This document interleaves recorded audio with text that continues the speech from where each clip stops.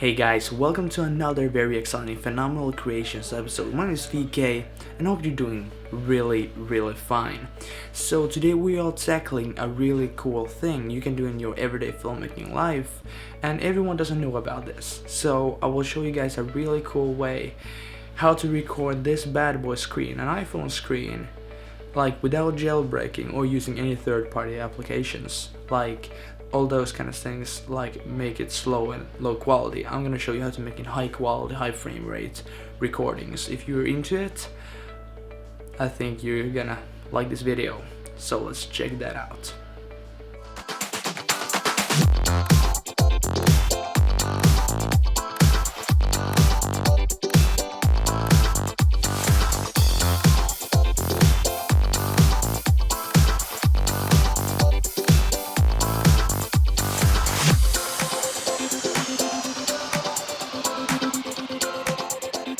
Alright guys, so before we get started with the practical stuff, there's a few requirements that should be fulfilled before we make this project get alive. So firstly, obviously you're going to need an iOS device with the lightning port connector. So anything from the iPod Touch 5th generation, the iPod minis, the iPod Airs and up, and all the way from the iPhone 5 and up to the 6 Plus I currently have, and also the 6S and 6S Plus, and so on and so on. This effect will be possible, but you're also going to need a Mac computer which is running at least the 10.10 Yosemite version. But if you're one of those guys like I have who have updated to the brand new released El Capitan 10.11, the same method works there. It's just maybe the performance is a bit more smoother on the El Capitan than Yosemite, but you know, depends on what you're running at.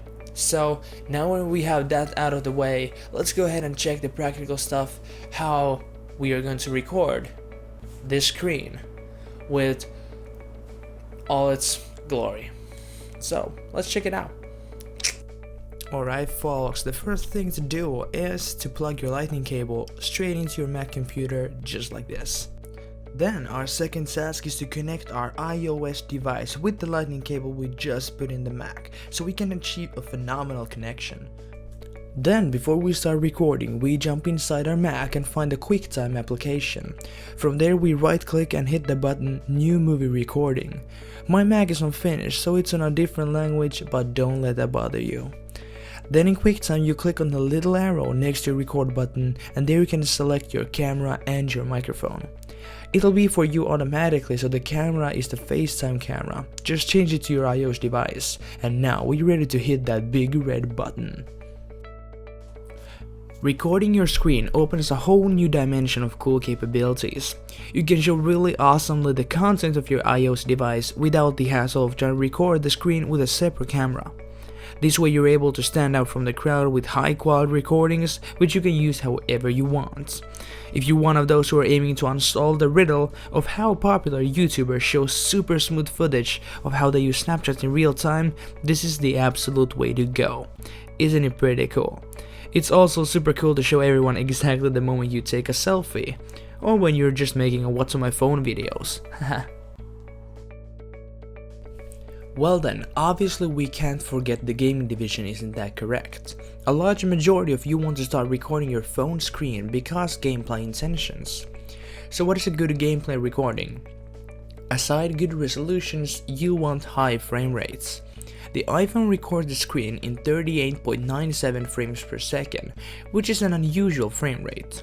That's why you need to be cautious about some possible struggles down the road. If you have seen screen recordings on the web where the footage looks like 10 FPS, that's literally what you see. In any case, after you have recorded your footage, you will get a video file on the native frame rate your phone displays. They'll say 38.97 FPS. But when you import the footage to a video editor, it may drop down to 10 to 11 FPS, and the video seems ruined with its laggy features. This doesn't happen to everyone, but for you whom this could happen, you might wonder if there's any fix. There is, luckily. Just take your quicktime.mov file and convert it to an MP4 video file. You can use your video editor or a separate video conversion software. I personally use SmartConverter, which is a free from the App Store. This way you will remain with the same resolutions and frame rate as in the original file, and this time it'll be smooth as butter.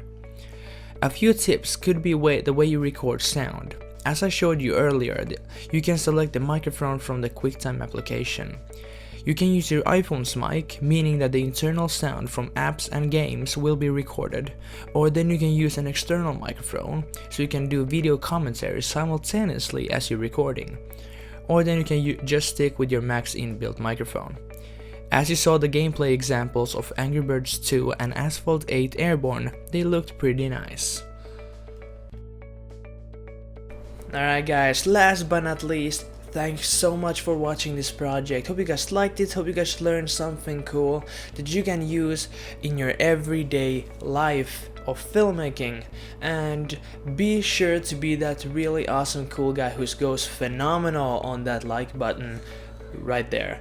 And comment down your video suggestions, what you like of this project, and or how your mother's feeling today. So everything works. So please like and comment this video. Hope you guys liked it, and don't forget to subscribe. So I'm a really raising community. It's happening super fast. I'm getting a lot of subscribers here, and I'm really excited for the future, but it's all thanks to you. So hit that subscribe button and be notified and updated on this channel. And as always, stay guys awesome. See you in the next one.